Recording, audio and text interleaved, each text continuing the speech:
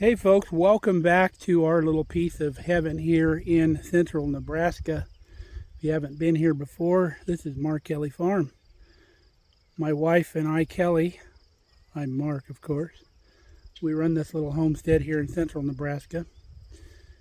So if you've been following along, you know we got hit with 2 hailstorms in the garden, so we're supposed to get maybe some rain this evening. So I thought I'd come out in the garden and give you a little tour and show you what's up in case it gets too muddy to get out here. So stick around, we'll go through the garden and look at a few other things too.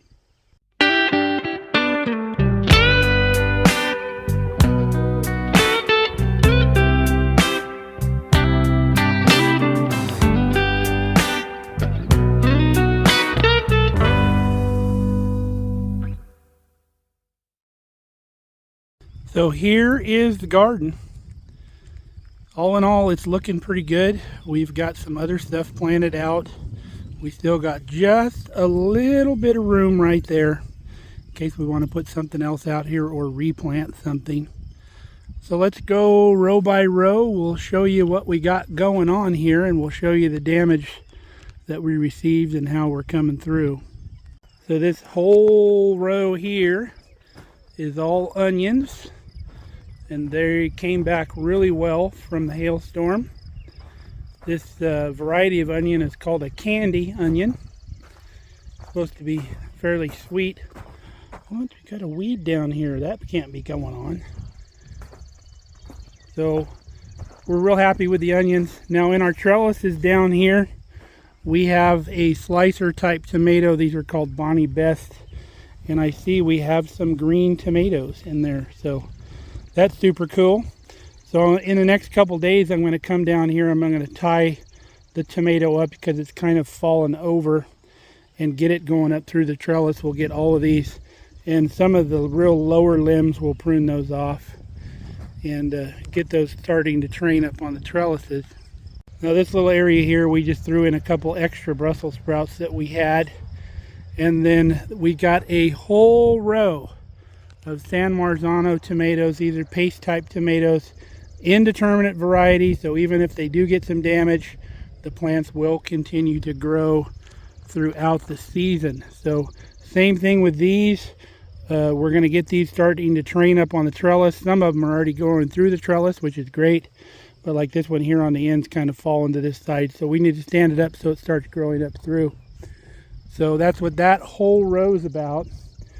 We have some collard greens here on this end that we can start harvesting, and we have been eating some stuff out of the garden, so we're real pleased with that. We've got some green cabbages. You can see they're starting to head up here. This one here starting to head. Some of the outer leaves are going to be insect damage, but we peel off 4 or 5 of those outer leaves and we got a real nice head of cabbage in there. We expect a little bug damage on the outside. And then we had red cabbage here, but the cutworms seem to love the red cabbage, so we've only got 1 red cabbage plant left. Kelly threw in a couple more Brussels sprouts in here, and the whole rest of this row here is Brussels sprouts. Not supposed to be the right time of year, but we've been having cool temperatures, so I think they're going to do okay. Now I need to get in here and start trimming off the bottom leaves, leaving about 1.5 inches of stem, or from the leaves along the stem, and that'll promote upward growth and give you a longer stalk, which will produce more Brussels sprouts when they do produce. All you got to leave is just this little top growing area here. All these other ones can be pruned off. So in the next few days we'll be doing that as well. Now here's our zucchini. We've already been harvesting zucchini. We've had 2 batches already off of here. Problem being with our zucchini, when it gets beat up, it stays beat up. Like this one here, the top grow portion of this plant was broke off in the hail, and it won't produce another central growing point. So once this squash here and maybe a couple others that are flowered produce, I think it'll be pretty much done. I don't think it's going to make another stem, but you can see this one here still got the center growing point, so this will continue to grow. And this one here is good. This one here is good. This one here is missing its grow point, but still got a couple flowers on it. This one here just completely beat up, but we got one zucchini squash off of that, so this one may be done. This one here may be done. I think that's not a producing flower. That's, forget what the male and female are on those. One of them produces a zucchini, one of them is just a flower. But this plant here is good. So with probably 4 plants of zucchini, which is why we overplanted, we'll have plenty for me and Kelly, and probably still plenty to freeze dry because Kelly wants to do that. Now our next things in line here are cantaloupe, and you can see they're starting to branch out. They've got over their transplant shock. They're starting to do well and starting to grow out. And then we lost, I think, a cantaloupe here, which is fine. Each one of these plants is going to produce like 20 cantaloupes, so that's not going to be an issue. It's going to be way more than we eat. Chickens will get some. So we have 2 sugar baby watermelon here. We've got some, I think, some crimson sweet in the greenhouse that are just barely started that we may put out or give away. And here's some volunteer deal that I left. I knew it would come up somewhere because we had deal plants here last year. And then we got a Crenshaw like honeydew melon here on the end. It's the green flesh melon. Then Kelly poked in a couple more Brussels sprouts here just to fill space. And then of course we have our slicer tomatoes here on this trellis as well. On this end here we have cauliflower. We've already harvested 3 heads of cauliflower here.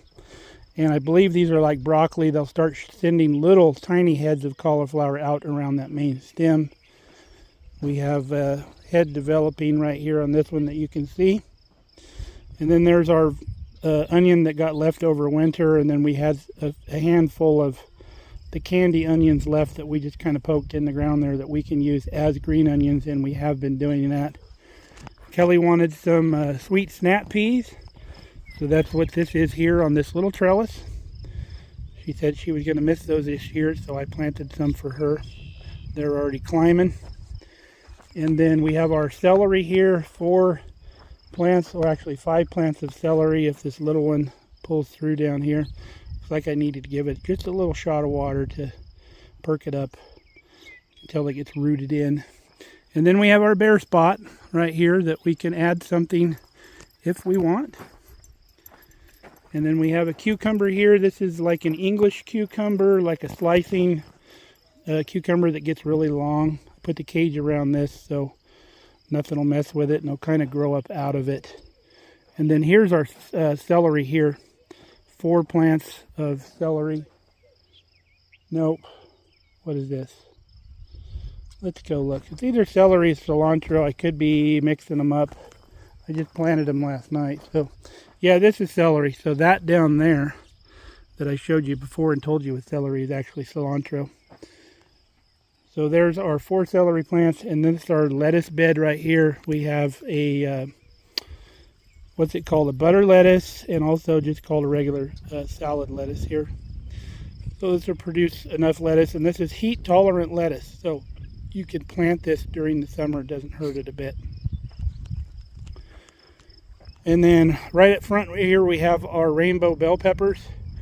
We've had to replace this one here twice. Luckily I had extras in the greenhouse because for some reason that one, the cutworm kept taking it loose. So then we have 6 habanero peppers that we make our really good salsa that we love with it, that my buddy Arnie's recipe. We have had a video on that if you're interested in it. And then we have jalapeno plants here. We have 6 jalapenos. And then another overwintered onion there that we just left. And then, what are these peppers here? I think these are leftover rainbow bell peppers. Yeah, that's what they are. The ones that were left in the greenhouse as backup. And these were the jalapeno peppers that we sprouted ourselves. There was 6 of them that came up. I planted 2 over at the nursing home the other day. I doubt if they'll need a lot of jalapenos over there, but I've got 4 extra here.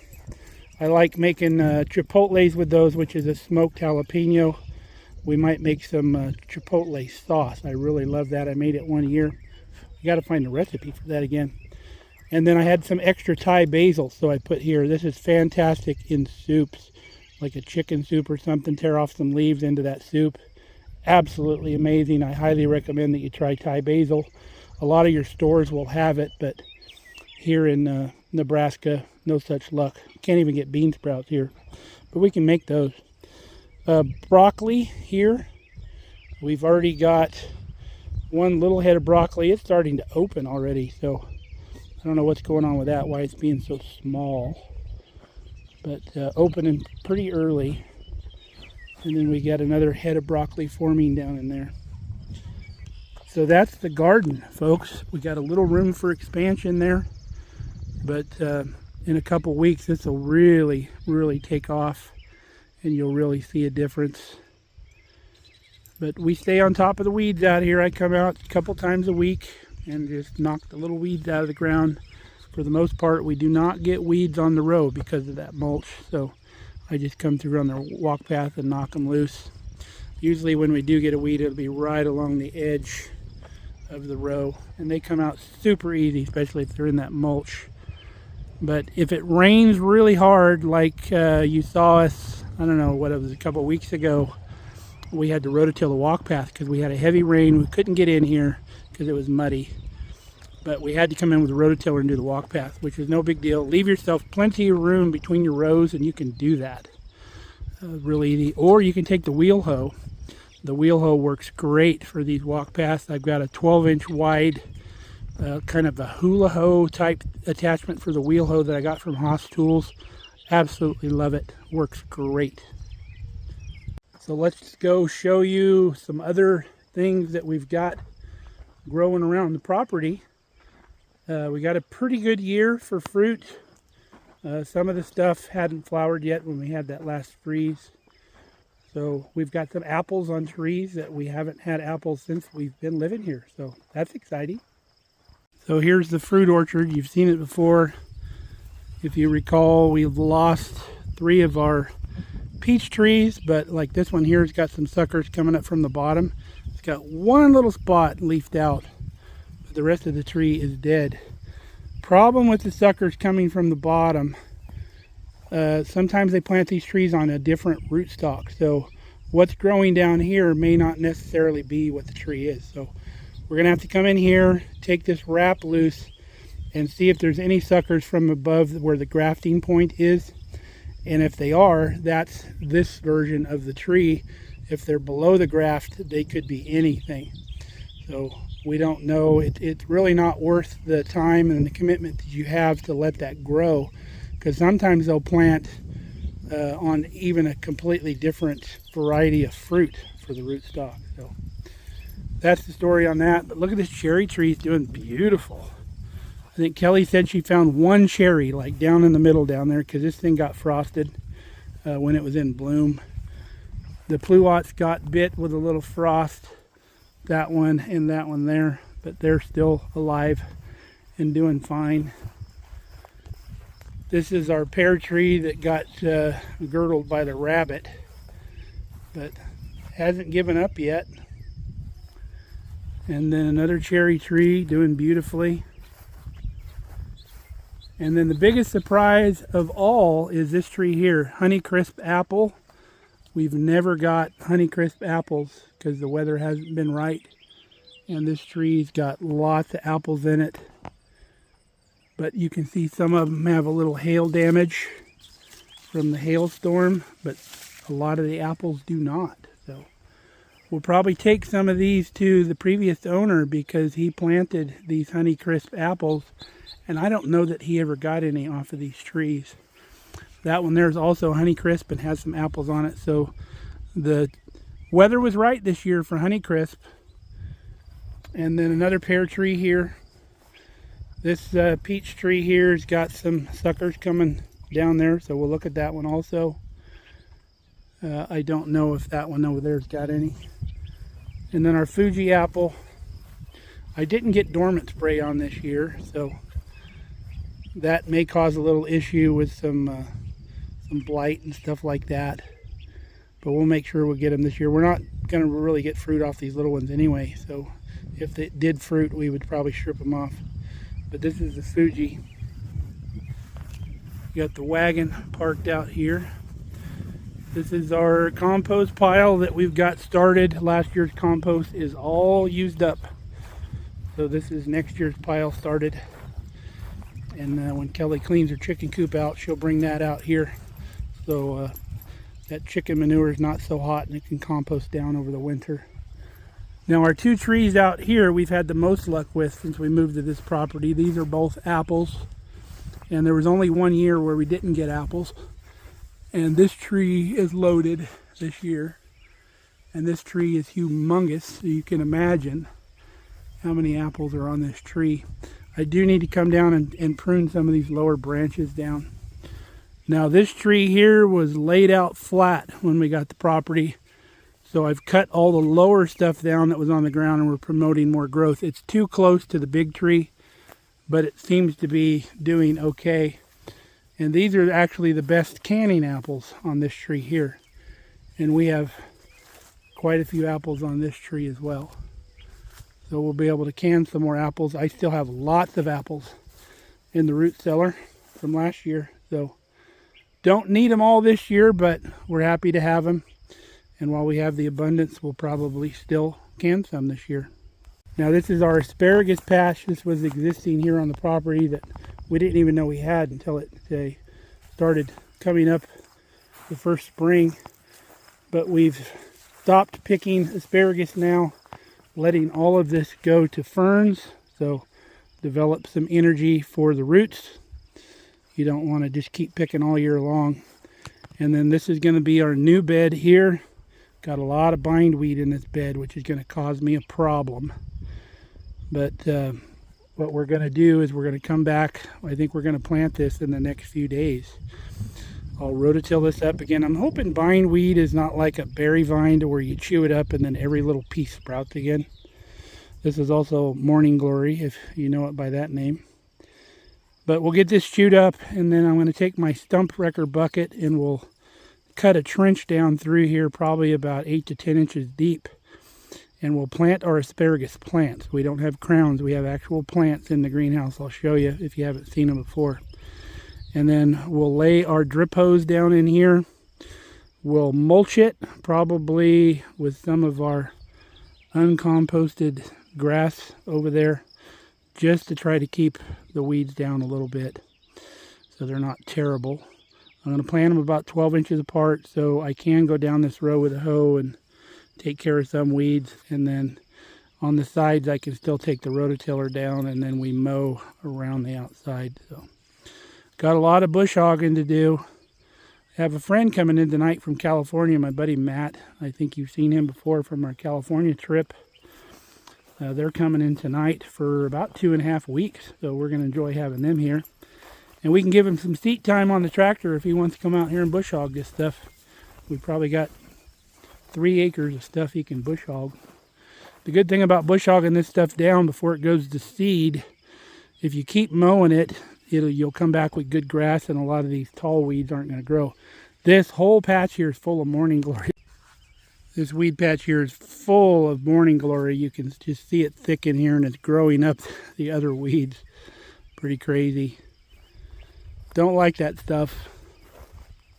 Now our strip spray has been giving me fits because a lot of these weeds are just laughing at the Roundup this year. So I picked up another product at the garden center that they say will work better on the broadleaf because the Roundup doesn't do well on broadleaf. It's mainly for grasses. So let's go check out the greenhouse and everything over here. Got the carrots and the wasabi radish and the beets all growing like crazy. The wasabi radish is already flowering and seeding out for some reason, and I pulled a big one the other day. There's not even barely a bulb on them yet, so I don't know why they're flowering out so soon. Hasn't been really warm. We've got some bunching onions grown up in here, and these are, I believe, chives here. And then all of our herbs are doing really well here. Kelly's got some flowers planted along the back, but everything's going gangbusters in our new bed. Look at the chocolate mint over here. Going crazy. If you've never had dried chocolate mint tea. It's so good. But we're going to have to sort through for these other two grapevines because our Concord grape, the only one that's growing on the trellis, the others have died up on the trellis. Now this one here is showing some leaves up on this upper part, but nowhere near what it should have.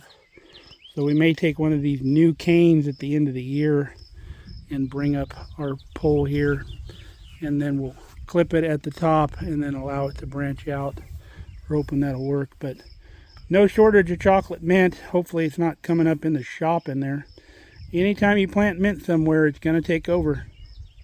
It smells really good when I mow the lawn back here because I get it along the edges. You can see we're just about done here in the greenhouse. We've only got just a few items here. A couple watermelons that just sprouted. I've only got 5 tomatoes left. I've been giving them away free on Marketplace to people in town. Our asparagus, this is starting to turn kind of yellowish. That's why we need to get this in the ground before it gets too yellow. But we've got plenty of plants to plant. But that's it, folks. So greenhouse season is just about over. Kelly mulched up here by the rhubarb with some of our grass from mowing the lawn just to keep some weeds down, and she's planted a bunch of her excess flowers in here on this bank, so that'll be looking nice when they all start blooming. Now that the wagon and Cubby are both out of the shop, we've got room to work in here again because it was getting kind of tight. But we moved Cubby out to the barn underneath the tarp out there because all we got to do is mount the headlights and make a step, so it doesn't need to be in the shop for that. So I've got some other projects I need to work on. So now we have room to do so. Still got quite a bit of stuff in here, but at least we can move around. Kelly's got some more herbs planted out here outside the chicken coop. The roses have been all bloomed out. We had a crazy show of blooms out here. Need to come by and prune off some of this outer stuff. The girls are all doing good. Hershey actually hatched some Guinea Keats from some guinea eggs that we had that were fertilized. Hershey was broody in there. She's probably still in there in the nesting box. She's probably still broody. But she hatched out 5 Guinea Keats. We only had one that didn't make it. And then one of our female guineas is nesting out underneath that big tree. She does not come in at night. She's got a whole clutch of eggs out there. So Lord knows how many new guineas are going to come running out of there when they hatch. But look at this crazy thing here. I forgot what this was. I can't believe I forgot. But you probably know what it is. But good shade for the chickens here on this corner. What's this stuff, babe? Clematis. Clematis, yes. Clematis went crazy out here. And then more roses around the corner here. The chickens all love Hershey's feeder, or not Hershey's, Cat's feeder that we put up here because Cat's got such a big fat head. But most of them will use cat feeder, so I think we're going to go ahead and make them all that size so they have more than one choice. Sadly, our tangerine sky rose, our climbing rose out here, died for the second time. So thought we had sprouts coming up this year. We saw something, but then it just died off. I don't know if there's a problem with the soil here or what's going on, or if we're just getting plants that aren't thriving. But Kelly's got some plants here in our little bucket. And let's go update you on Kelly's planting project over here on the chicken coop. Looks beautiful. You can see Kelly's nest box here is really thriving, doing well. And the whiskey barrel here is doing really good. All the plants are doing well. So we'll show you the new Guinea Keats in here. They're up underneath the brooder right now. See them in there. They're super adorable Keats, or little birds, for being so ugly when they get older. They're absolutely adorable as young chicks. So remember our burning bush that we planted here by the corner of the barn, it got hail damage. And then I just put a cage around here to protect it from any animals, so we don't get any additional damage if animals come in here and want to start chewing on something. But we got high hopes for it that it'll survive. Kelly's sunflowers are already up. If you can see the line of them along there. And then these are cosmos in the middle. Cosmos and zinnias. And zinnias mixed together? Yeah, both rows. Okay, you can see those are all up. So once Kelly's done watering here in the next couple of days, I'll probably come in here with a wheel hoe and take care of some of these weeds in the middle. So it's not so crazy, but all of these flowers are going to go way above the weeds, so they'll be showy on top of them. Our Quint tree has some fruit on it this year. Kelly calls them Keats. I've always called them Quints. But first year we've got any amount. I've always seen like one before. I'll be sitting on my favorite bench here and I'll see one up here.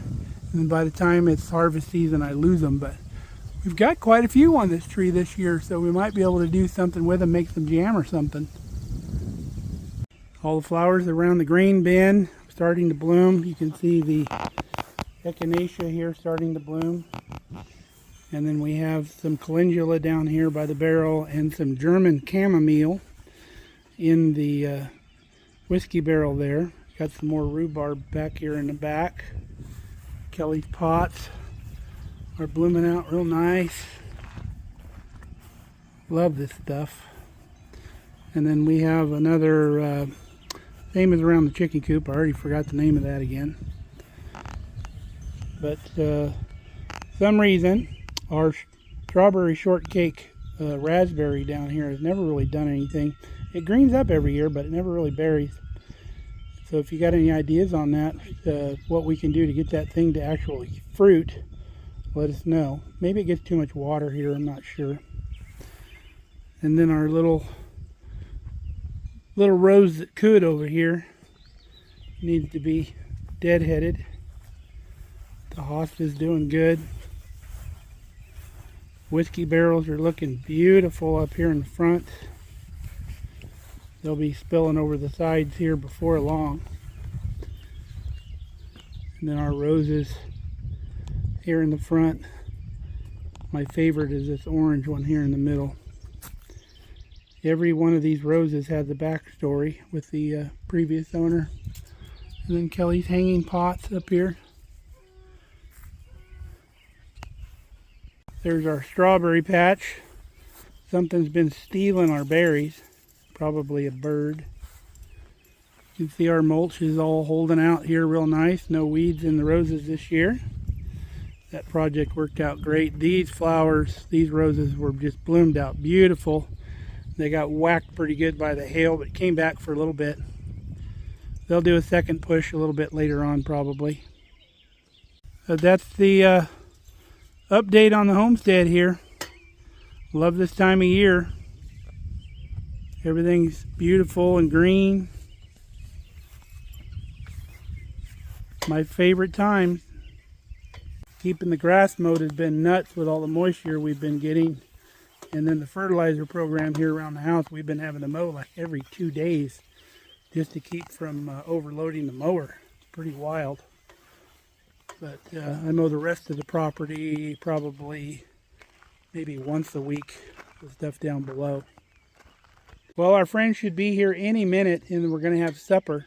So we've got a tractor show that we're planning on going to here for the next couple of days. The Red Power Roundup is in Iowa this year, 5.5 hours away. And my buddy that's coming out, Matt, wants to go to that. So we'll probably go to that, bring you some video on that. So that'll be cool, all farm stuff. So I think we're going to let it go there. So until next time, stay safe, stay healthy. We love you guys. Come back and see us here on the farm. We're doing lots of stuff and got a lot more to do. Love you. Thanks for watching.